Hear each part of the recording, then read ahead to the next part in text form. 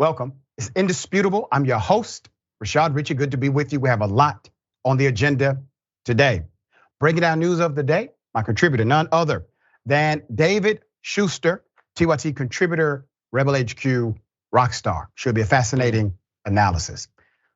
Top story of the day, Governor Ron DeSantis. There is a new video out that shows how afraid he is of Donald Trump. It's called Debate Prep, and Joe Biden numbers record low, both problematic. Here it is. So much, and now to the biggest name so far who has not yet announced a Republican presidential run, Ron DeSantis. But we're hearing that could change soon. ABC's Faith Abube has the latest. Has the NRA donated to me? I don't think the NRA is quite the boogeyman the Democrats think it is. This morning, new video obtained exclusively by ABC News shows Florida Governor Ron DeSantis in debate prep sessions when he first ran for governor 5 years ago. Do we hit him on guns, or just everyone who cares about guns is going to vote for me? The candid moments from 2018 come as sources say DeSantis' team is already prepping for the 2024 presidential debates. DeSantis would need to win over Trump voters, an issue he grappled with in the past as he ran for governor. Is there any issue of how much you disagree with President Trump? Obviously there is, because I voted contrary to him in the Congress. The past internal recordings offering a rare glimpse into how DeSantis has previously wrestled with how to appeal to Trump's loyal base. I have to frame it in a way that's not going to piss off all his voters. So what I do is I do what I think is right. I support his agenda in terms of what he's been able to do. If I have a disagreement, I talk to him in private. Florida lawmakers Matt Gaetz and Byron Donalds helping DeSantis then, but have since endorsed Trump's third White House bid. In the video, aides coaching DeSantis on a range of topics, including how to be likable. I think when you walk up there, if you have a pad, you have to write in all caps at the top of the pad, likable. And just look, I do the same thing because I have the same personality. We're both aggressive. Yes, he's such a horrible human being. He has to carry around a sheet of paper or an iPad that says, I'm likable. People like me. I am somebody. All right, let's get into it. Newly obtained footage of Governor Ron DeSantis out of Florida has produced some insights into his past thoughts on how to handle the former president, Donald Trump. ABC News obtained videos of DeSantis from 2018, back when he was running for his first term as governor. The archived footage shows DeSantis in a debate prep, and as he contemplates how to present himself on various issues. He was posed a question at one point: is there any issue upon which you disagree with President Trump? The mere fact that that question strikes fear in the heart of conservatives is the problem. That's the problem of the party. Now, typically, this leads to a very rigid interpretation of everything based on what Trump thinks of it. And so the policy dynamic of the Republican Party is really no more. The Republicans cannot take policy action or policy position because they're not sure exactly where Trump will align. And the reality is Trump has decided to be A, one day, and B, the next. And so it's a tough position. But here's the thing. Who was in that debate prep with the governor? Well, that was the good congressman, Matt Gaetz. But wait a minute, I thought Matt Gaetz was supporting Trump. Well, at least that's what he said to people. Naturally, we see another dynamic behind the scenes. Now I'm going to go to the historic low numbers of Biden. All of this connects. Here it is. Rick, this poll is just brutal for President Biden. Absolutely, George. And you talked earlier about that record low approval rating for President Biden. It's actually 6 points down just since February. And the skepticism over his leadership extends deep inside his own party. Only 36% of Democrats think that their party should nominate Joe Biden for a second term. 58% say they would support someone else or prefer someone else. That's despite the fact that the entire DNC and most of the Democratic establishment has rallied behind President Biden. And you're seeing real weaknesses in the coalition that powered Joe Biden to the presidency back in 2020. Biden carried independents by 13 points against Donald Trump. He is now trailing Trump by 9 points among those same voters. He carried black voters by 75 points in 2020. Now he is up just 35. That may sound like a lot, but the fact of the matter is, in modern politics, that is not the kind of number that a Democrat needs to be victorious. And then, of course, that does spill over into the head-to-head matchup, the hypothetical rematch, Trump versus Biden. Right now, a 7-point edge in our poll from in Trump leading Biden. And in fact, it's an identical number with Ron DeSantis in a head-to-head that might happen next November. That tells us at this very early stage, George, that this race is shaping up a lot more about the incumbent president, Joe Biden, than it is about any of his challengers. You heard it. Joe Biden, current president, who has announced he's running for re-election. Most Democrats do not want him to run. He is losing the black vote by the minute. Why? Lack of delivery. Him and VP Harris ran on deliverables. They said, vote for us, we're going to give you A, B, and C. Well, those communities who organized, knocked on doors, made phone calls, drove people to the polls, gave you endorsements and checks, defended you on social media, maybe even lost friends over it. Those individuals wanted a radically new delivery. They did not like the direction Trump was taking the country. And they assumed when you campaigned on making a change, that this change would come under your presidency. And so you received a record number of votes, Mr. President. It was a reigning endorsement against Donald Trump, not really for you. You see, there's nothing sacred about that office. The only thing sacred are the voters who put you there to do a job. All right, I said this would happen, David. I said if you don't deliver, it will reflect in voter apathy the next go round. And that's exactly what you're seeing in these polls. Right. I mean, Joe Biden promised a $15 an hour minimum wage. A lot of companies are already paying that, but for some reason, the Biden administration can't deliver on that. They can't deliver on figuring out what to do about student loan debt. It's mired in the courts. Working wages. I mean, the wealth gap continues to grow between wealthy and lower income Americans. So yeah, Joe Biden is in some trouble in terms of not keeping his promises. But here's the other thing: is that Americans tend to have a very sort of short memory, and a lot of Donald Trump's, the drama over Donald Trump, I think, starts to fade in the background. The priority is right now, I mean, whenever a president is seeking a re-election, it is a referendum on that person. It's usually not about the challenger. There are a few exceptions, Obama, Romney in 2012, but for the most part, this is about Joe Biden. And I would be worried for a lot of Democrats who support him. But even though we've got 18 months until the general election, I mean, there's already sort of this perception out there that Joe Biden is not working very hard, that he's old, that he's slowed down, that he's got maybe some cognitive problems. And I think most Democrats would say, so what? I'll take Joe Biden asleep before I'll take Donald Trump awake any day. However, that's if it's a Joe Biden who's delivering, and right now he's not. Yeah, and here's the thing: when anyone receives the nomination of their party, you're talking about 7% difference. The Republican nominee for president and the Democratic nominee for president will never be outside of a 7-point range as it relates to matchup. So you're talking about slim numbers already, no matter who gets the nomination. And then there's a fight for that slim number, that 7%. All right, we're gonna continue to follow. Hopefully these numbers change by way of delivering on the agenda.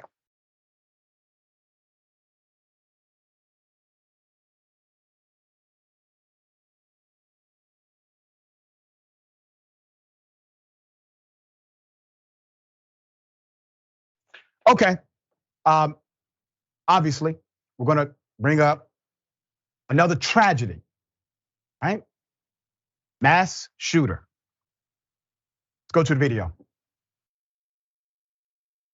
8 people are dead, 7 more wounded after a gunman opened fire into a crowd at an outlet mall in Allen, Texas. That's just north of Dallas. And a warning, some of what you're about to see is disturbing.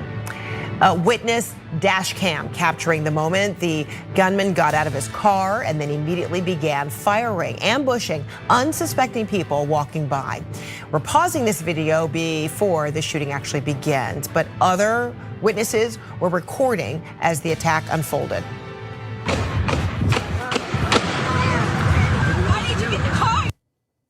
You hear multiple rapid gunshots. You see people running for their lives.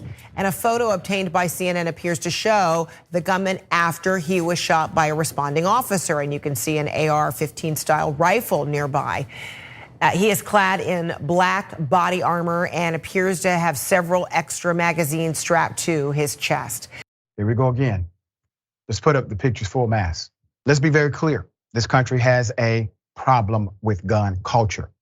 It also has a problem with inaction. I will get into that in a moment. The suspect has now been identified as 35-year-old M. Martinez, who lived in Dallas, Texas with his mother. The motivation for the attack, according to multiple reports, has been connected to right-wing extremism. According to local law enforcement, Martinez wore a patch on his chest that read RWDS, which police claims it means right-wing death squad. Officials are still investigating his ties to these radical beliefs. There's more. The gunman opened fire at the Allen Premium Outlets in Texas on Saturday afternoon. Allen Police Chief Brian Harvey said at a media briefing. An officer with the department was at the outlet mall on an unrelated call when he heard gunshots at about 3:36 p.m. Shortly before he engaged the suspect and neutralized the threat. NBC News explained in greater detail, suspected Allen, Texas mall shooter Garcia interacted with neo-Nazi and white supremacist content online, according to two senior law enforcement officials. A 2021 report in the Daily Beast reported that men associated with RWDS were plotting to attack the Democratic National Committee employees with explosives. Rhetoric in the private chat messages was consistent with the racially motivated extremism ideology, to include aspirational violence against religious and racial minorities, the affidavit said at that time. Let's put him up.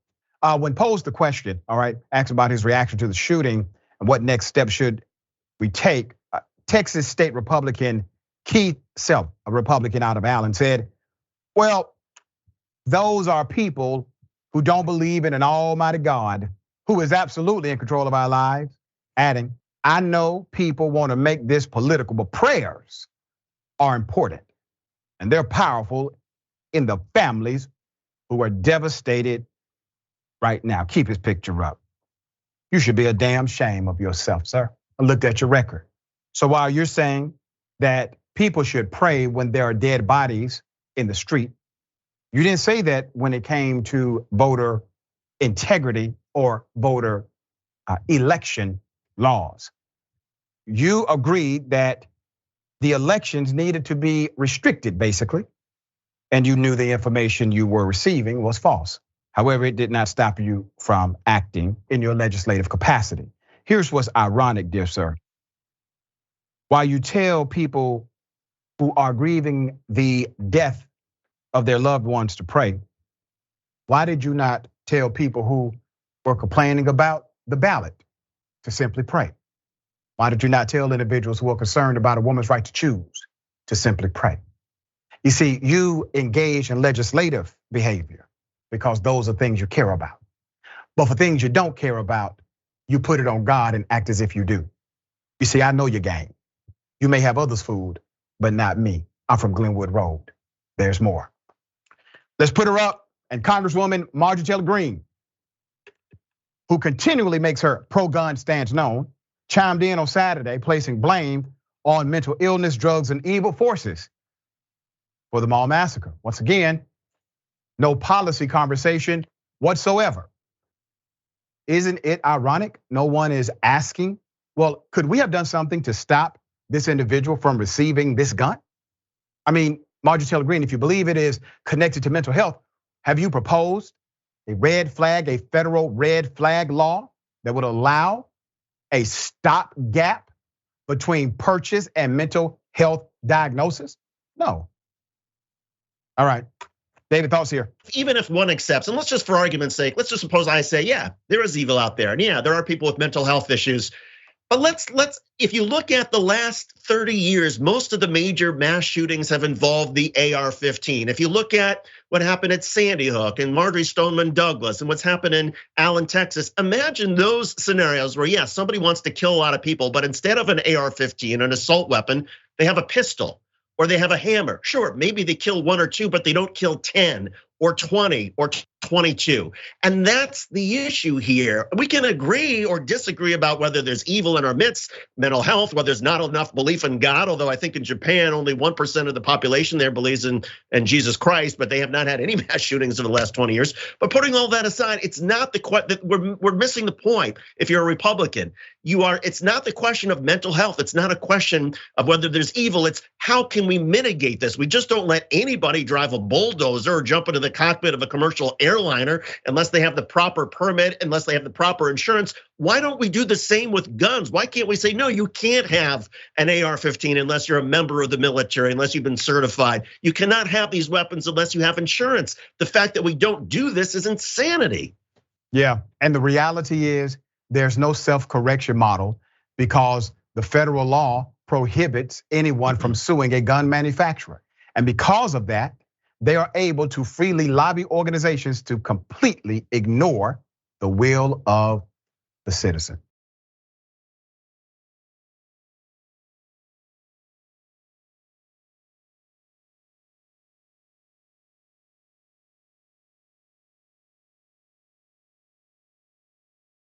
All right. 3 white men chase a black male found dead at a dumpster. The judge breaks all protocol, questions the hate crime statute basically being applied to them. It is insane. Put the picture up full mass. 3 white males were arrested in connection with the shooting death last week of a 39-year-old black male in Jacksonville, Florida.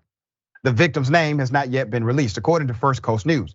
Ryan Nichols, 19, 18-year-old Danielle DeGardia, and 21-year-old Holden Dodson. They all were arrested after the victim was found dead behind a garbage dumpster on the 500 block of Ashley Street in Jacksonville. The man was found dead from apparent gunshot wounds at about 6:45 a.m. This was on May 2nd. Surveillance video footage captured the 3 males chasing the victim on foot and in a vehicle. The security footage later obtained by the police showed a Jeep Grand Cherokee carrying Nichols, a DeGardia, and Dodson parked near 100 North Julia Street before the man got out of the vehicle at approximately 2:25 a.m. All right. So then at approximately 2:45 a.m., the footage captured one of the men chasing the victim past the Jeep. The 3 men got back into the Jeep a few moments later and drove away. Subsequent footage captured the men driving down streets nearby, seemingly looking for the victim still, who is seen at approximately 2:50 a.m. on Clay Street and running north from the Jeep. He's still running. One of the men got out and chased the man, who is later seen trying to hide behind the garbage dumpster. He is trying to save himself. There's more. The police report is redacted and did not indicate the shooting. Dodson later reported his 9mm Glock missing. The Jacksonville Sheriff's Office found several 9mm shell casings at the scene of the crime, along with a loaded extended magazine, which was found next to the victim. They also found evidence that the garbage dumpster had been hit by a vehicle. Once again, more evidence. Additional video, more video from a 7-Eleven on Julia Street caught the Jeep's license plate, which had the words 9/11/2001, we will never forget, and an American flag. The Jeep reportedly belongs to DeGardia's mother. After Nichols and Dodson were identified, arrest warrants were issued, they were arrested. So here's the kicker. They get arrested, all right? The rule is the state can decide to enhance the charge, all right? This is typically how you do a hate crime charge. You enhance an original charge. So Circuit Court Judge Kim Sattler, okay? Judge Sattler told 2 of the defendants, DeGardia and Dodson, that their charges could be upgraded to hate crimes when they appeared in court Thursday. It's unclear why the judge did not say the same for Nichols. All right, so DeGardia's bail was set at more than $500,000. Dodson's was just over $200,000. The judge did not grant Nichols bond at all. Judge Sattler then told the news that the state would decide if hate crime charges would be brought. I'm not the state, it's up to them, of course, what charges they bring, said Sattler. But it was just a bunch of white guys chasing a black guy. I don't see any reason for it, end quote from the judge. Have you ever in your life heard a judge make a ruling in an interview? Ever? I mean, at this point, you're talking about, this is really pre-investigation stage. They have not even reached exhaustive investigation stage yet. The judge is already making a call here that this is not a hate crime without any evidence whatsoever, one way or the other. Why? Because evidence has not been presented. And when it is, it won't be presented to the judge in that format, okay? That was a bond hearing. You don't weigh all evidence in a bond hearing. You say some things about the background, evidence you may have, circumstantial, etc. But this judge has come out and said, just white guys chasing a black guy. What's wrong with that? How is that racial? How is that a hate crime? Okay, all right. I have never seen a judge step out of line like this in order to defend people who she believes also killed another human being. David, thoughts? This one is sort of a shocker. This sounds like a judge who wants to hear her own voice. I mean, and is so enamored with herself. Because again, I mean, even if a judge has certain suspicions about what may or may not have happened, the proper role of the judge is to say, let's just let's see how the evidence plays out. These are the charges now. The charges can always be upgraded. We'll see where the prosecution comes in, where the defense comes in. Let's see what the evidence shows. But for the judge to make a judgment already and to already be saying, well, I don't see what the problem is here. I mean, that's absurd. I mean, I think those are grounds in some sense for the judge to be impeached or for a formal complaint to be filed against her. I mean, you don't have to look at somebody hanging from a tree to say, well, that couldn't be a lynching, even though there was a white mob that was chasing that black man. I mean, things just sort of, it's insanity. It's insanity for someone to sort of say these sort of claims, make these statements and say, oh no, maybe it was just a domestic dispute. Well, maybe it was, but let's wait and see where the evidence comes in. That's right. That's right. And that's the issue. No evidence, but she basically makes a ruling and steps completely out of her role as a judge in this matter. We got more on the other side. It's indisputable. Stick and stay.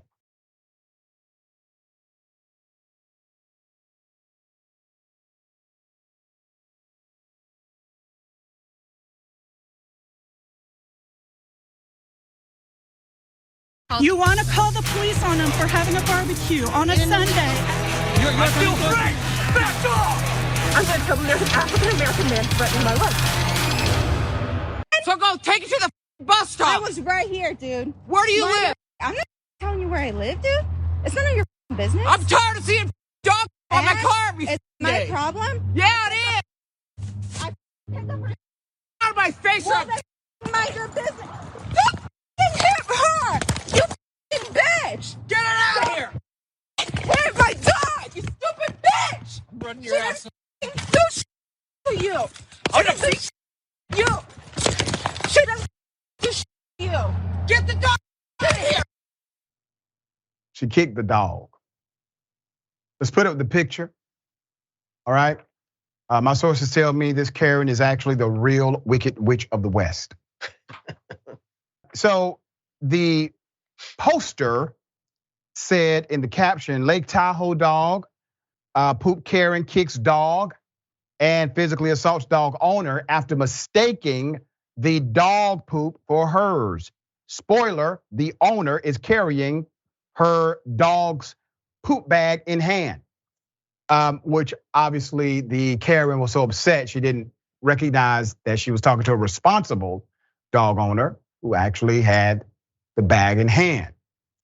Karenicity is not only about making a big deal about nothing. Karenicity is also about creating a mirror opportunity to reflect the dysfunction. Sometimes reflection is your best route to correction, all right? So we do a public service here.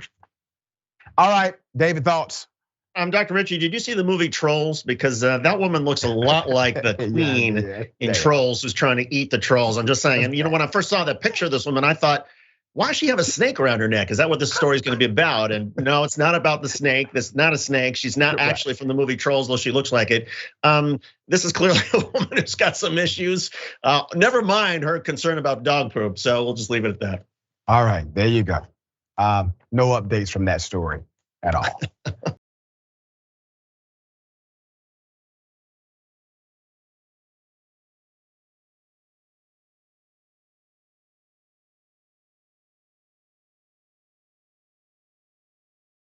Okay, I want to do something very specific. On Friday, I did an update to a story and a correction. I told everyone on Monday I wanted to do it and do it more exhaustively once we have more details in, and today is that day.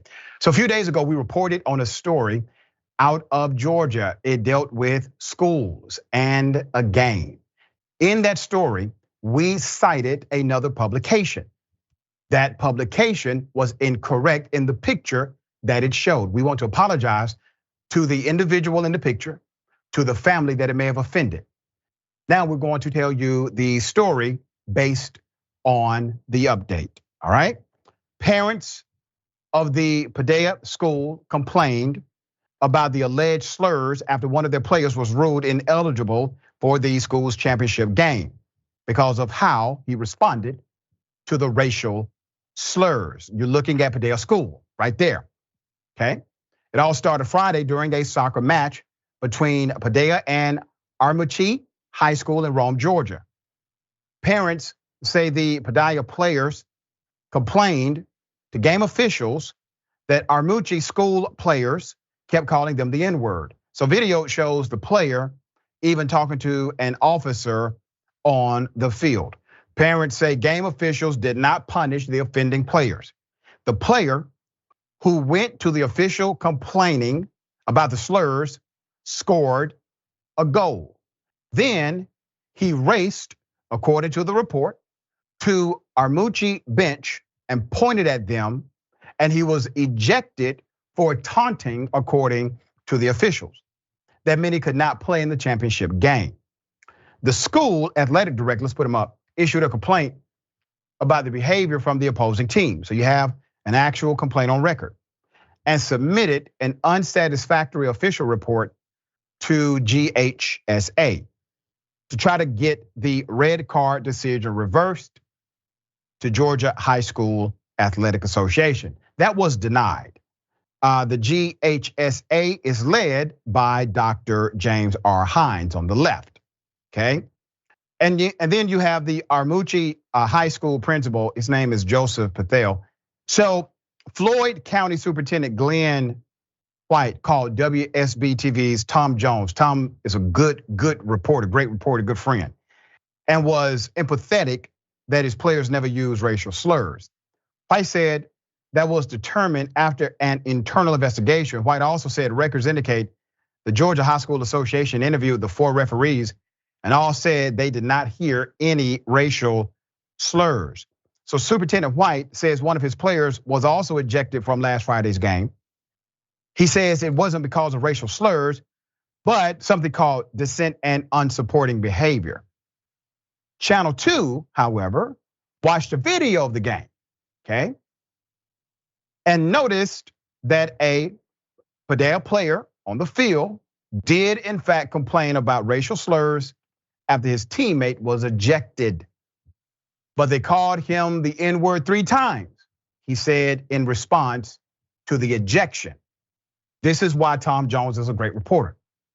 Students wanted to show support for their classmate who could not play in the big game, and also send a message about racism. So they wore t-shirts to the game that said no room for racism. WSB-TV reached out to the Georgia High School Association for comment about all of this, but there's been no response. So Padilla did win the game, and it went into 3 overtimes. Was a fascinating game according to those who were there. All right, story updated. The details still are what they are. The reality is there's this seemingly rejection of the truth or attempted cover up. I don't know. But clearly the children say the N-word was used. Clearly the parents say, yes, we heard the N-word. And then the other person on the other side, superintendent says, well, wait a minute. I mean, the few people that my people interviewed, or the state interviewed, they said they heard nothing. The 4 officials heard nothing. Okay, all right, that's the update. David, thoughts? Look, I get that maybe referees, maybe they don't hear things, maybe they're focused, but that doesn't mean that it didn't happen. And at a certain point, if some kid comes to you and says, look, this guy is using some unbelievable vulgar language, you need to put a stop to it. At that point, the referee should stop everything. And whether it was said or not, bring both teams to the center of the field and said, we're not gonna have this kind of BS anymore. You guys wanna taunt each other, you wanna talk smack, that's fine, but you're gonna keep it to a limit. You're not gonna call each other the N-word, you're not gonna talk about each other's mothers, none of that stuff. You're not gonna talk about religion. And the fact of the matter, sure, there's taunting that goes on in sports. There's unsportsmanlike conduct that we would have described it as 25, 30 years ago. And maybe that's part of the game now.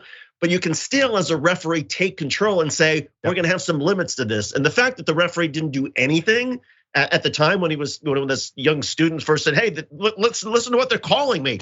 The referee should have said timeout and bring both coaches over and give both benches a warning and say, we're gonna knock this out right now. The fact that didn't happen, that's on the referees. And that is so wise, David, because if that would have happened, this does not likely never becomes a news story. Yep. All right, we got more on the other side. It's indisputable. Stick and stay.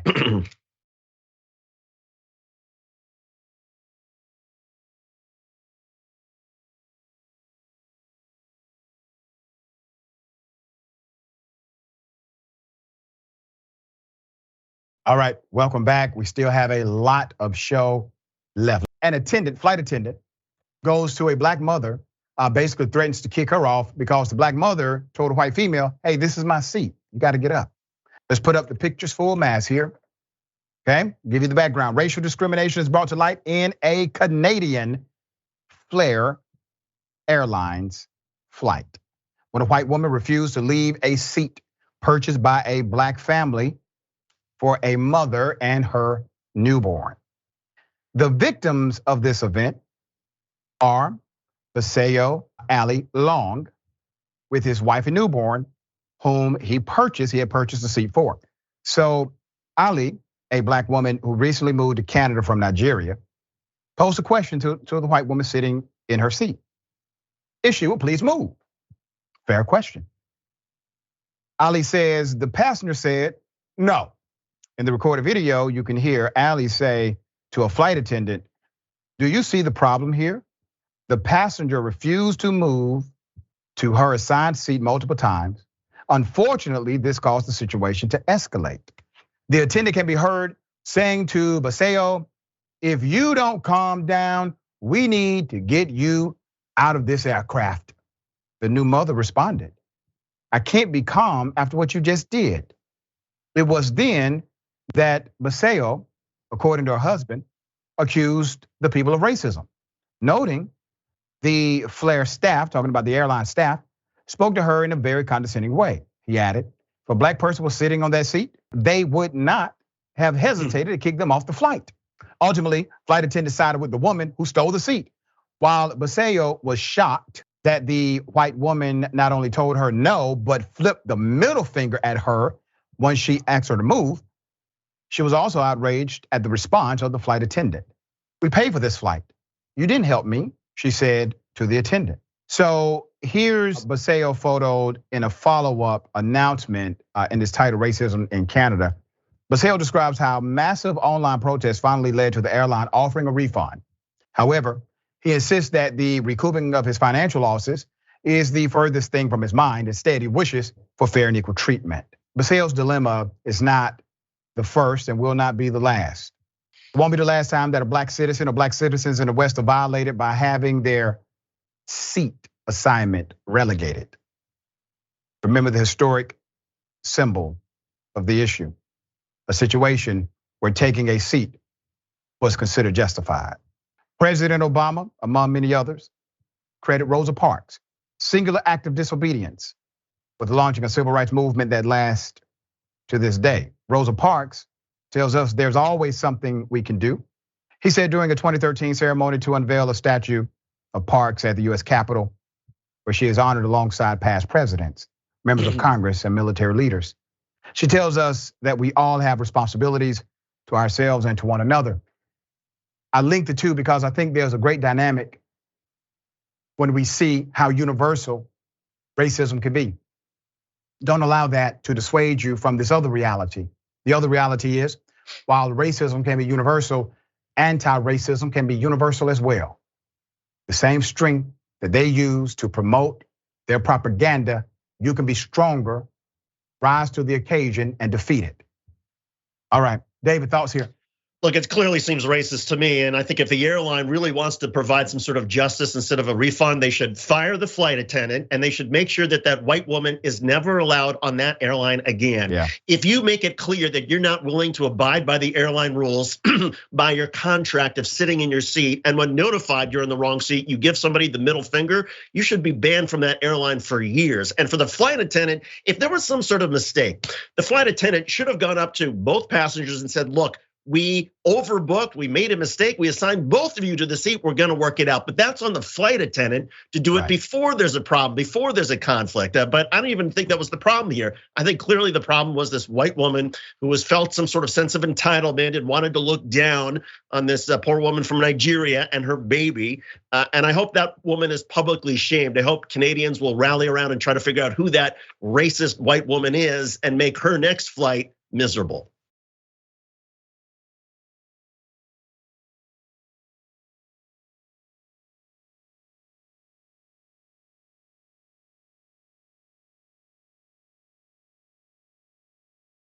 There it is. All right. This is a hell of a story. The production team worked really hard to do it justice, okay? But it's a lot of moving pieces. A black farmer, according to him, has his home stolen, his animals stolen by a millionaire, okay? Let me go to the first video. Here it is. Derek Williamson did ministry work through his church in Conyers, Georgia. And in 2021, Janet Hardy here approached Derek telling him that she had inherited a large amount of money from her parents' estate and that God told her that she was to put it back in the church through his ministry. They both put in money together to buy this property. Granted, her contribution was larger. And then together they took out a mortgage for the sum of the rest of the property. Now, Janet Hardy was going to continue to pay the mortgage, but in July of 2021, she did sign over the entire property to Derek's business. Here's both their signatures and an official notary. Derek is also the only stockholder of the company. Jordan Hardy here unexpectedly became pregnant, and she also was dealing with substance abuse problems. Derek, who was very close with the family at the time, offered to let them all move into the spare bedrooms on the property so that he could help minister and be a friend to Jordan in this time of need. In exchange for this arrangement, Janet said that she would take on the full mortgage and the utilities for this arrangement. Okay, so you hear the narrative. This is their perspective. Here's what things got worse.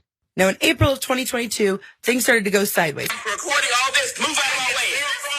Get out of my way. I'm calling law enforcement now. I'm calling law enforcement against you all now. Unsurprisingly, it wasn't long until the Hardys started gaslighting Derek into thinking he owed them. They felt entitled to business decisions. They felt like the home was theirs and he was just living in it. Derek was trying to retrieve business documents out of that drawer there, but they were trying to make it sound like it was their furniture and he wasn't allowed in it. Unshockingly, when Derek called the police for help, they didn't. In fact, the opposite. Now, after this incident with the Hardys, Derek tried to file a stay-away order, but in court, the women all said that Derek was the one who attacked them.